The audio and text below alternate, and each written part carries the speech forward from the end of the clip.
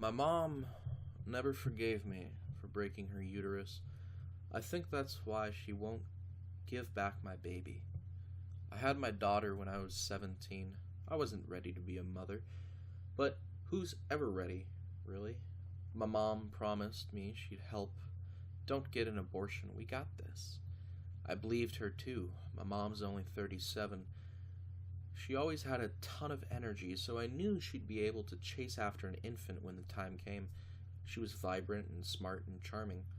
I always thought Mom deserved more than she got out of life. See, my mother couldn't have kids after me. I messed her up somehow. Secondary infertility, I think, is the official term.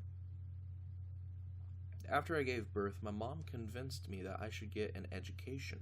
So I lived at home with my mom and baby Nora and attended community college at night. It was a great setup, really.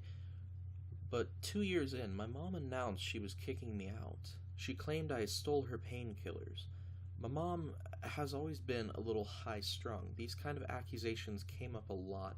I was used to it by then. That's fine, I said. I'll stay at a friend's house, but I'm taking Nora with me. Mom went nuts when I said that. She threatened to have me arrested. She'd tell the police she found coke in my room. She'd black her own eye and say that I punched her. She'd say I was abusing Nora. Who would they believe? My mom had a point. She had credibility. My stepfather had been chief of the police department before he died. They had a great marriage, and they were a very social and well-respected couple. Everyone knew my mom. Everyone liked her. She taught elementary school. She exuded patience and sweetness. She was able to sound sincere when she needed to and firm when appropriate. That's why when she left my biological father and remarried only 2 weeks after the divorce was finalized, no one judged her. My dad killed himself after that, but my mom convinced everyone that he was an abusive alcoholic. I overheard her telling a neighbor that while she was devastated by what happened to her ex-husband, she couldn't say she was shocked given his demons. I was angry with my mother after I heard her say that. I missed my father so much I thought I would die too. But my mother told me that my dad never loved me, that he really killed himself to get out of paying child support. I was only 7, and although I didn't know what child support was, I figured if my mom said it, then it must have been true. My mom said it was all right, though, because she'd found a new man to take care of us, and wasn't I happy about that? In all honesty, my stepfather was a good man. He was kind to me, and he never argued with my mom, except at nighttime. I didn't understand what they were talking about back then. Now I know that my mom was going through some sort of IVF treatment at the time. My stepfather's health insurance had paid for it at first, but I guess it didn't work since no baby came. Apparently, treatment is expensive, and insurance stopped paying after a while. My mom wanted my stepdad to take out a loan so they could try again. He refused, and eventually everyone stopped talking about it. On the 4th of July, my stepfather died. I was 11. He was on the deck barbecuing with my mom, and I was inside watching TV. When I heard my mom shrieking, I rushed through the kitchen and out through the sliding door to where she was standing with a set of tongs in her hands, looking down. I still can't stand the smell of charcoal. My mom said he was swatting a bee away and had fallen down the steps, broke his neck on impact. It was just the two of us after that. I admit that I started to feel sorry for my mother, then 2 dead husbands. All she had was me. And I wasn't overly bright or athletic or talented, but I gave her a grandchild. That I was able to do. And now, she won't give it back. My first mistake was leaving that first night my mom threatened me. I should have just let her call the police, but I figured she'd cool off by morning. She couldn't really mean to keep me from my own kid. I'd stay with my friend Lauren for a day or two, and everything would blow over. Well, the next day, my mother informed me via text that she planned to sue for full custody of Nora. I'm not fit, she said. I'm too young to take care of a baby. She'd woken up with Nora in the night when she was sick. She'd fed her and clothed her and read her stories. And now that Nora was 2, she needed a stable parent.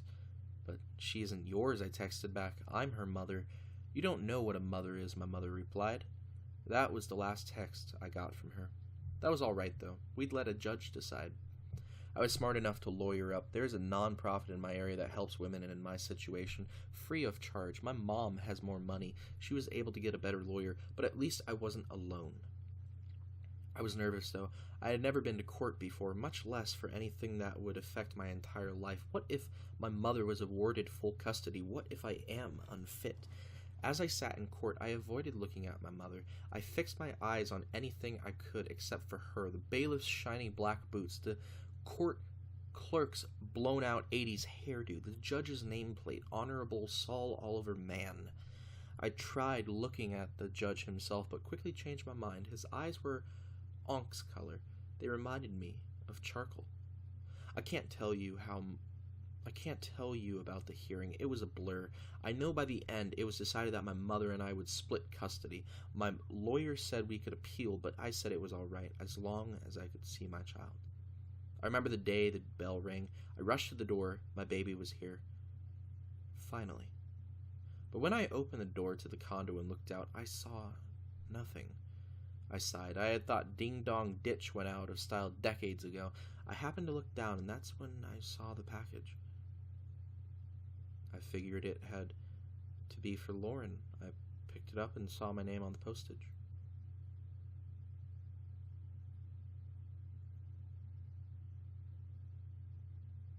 That was odd, because I hadn't ordered anything, and very few people knew where I was staying.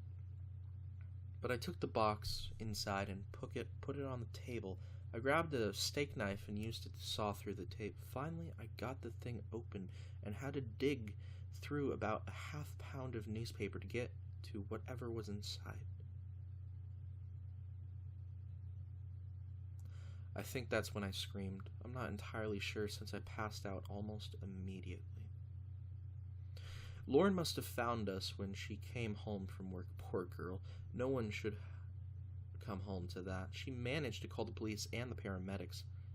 I remember waking up at the hospital. Apparently, after I came to, I had to be tranquilized. That day is kind of blurry, too. Lauren sent me a letter a few weeks ago. Although she had to take antipsychotics for a while just to function, she's doing a lot better now. I'm glad for her. Unfortunately, the authorities never found my mother, or the other half of my daughter.